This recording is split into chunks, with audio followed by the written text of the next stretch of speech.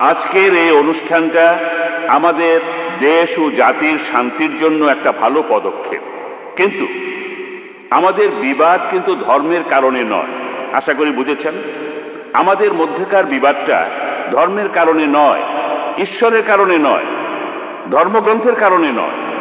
এই বিবাদের মূল কারণ নিজেদের স্বার্থ।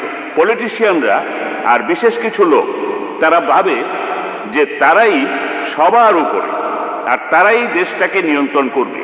এটা তাদের বানানো, আর ধর্মের নাম করে তারা লড়াই করছে। এই লড়াইটা ঈশ্বরের নামে নয়। আমরা জানি ঈশ্বর এমনটা নন।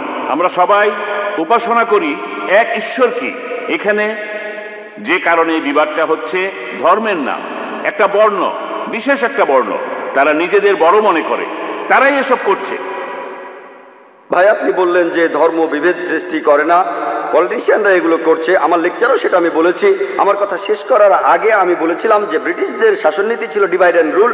দুর্ভাগ্যজনকভাবে বেশিরভাগ পলিটিশিয়ানরা এই নীতিটাই মেনে চলেন।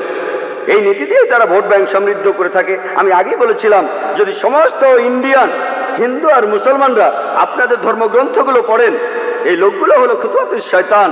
পবিত্র কোরআনে সূরা বাকারার 168 নম্বর আয়াতে উল্লেখ আছে, ইয়া আইয়ুহাল্লাযিনা আমানু, হে মানুষ জাতি, তোমরা খুতুয়াতুশ শয়তানকে অনুসরণ করো না, শয়তানের পদচিহ্ন।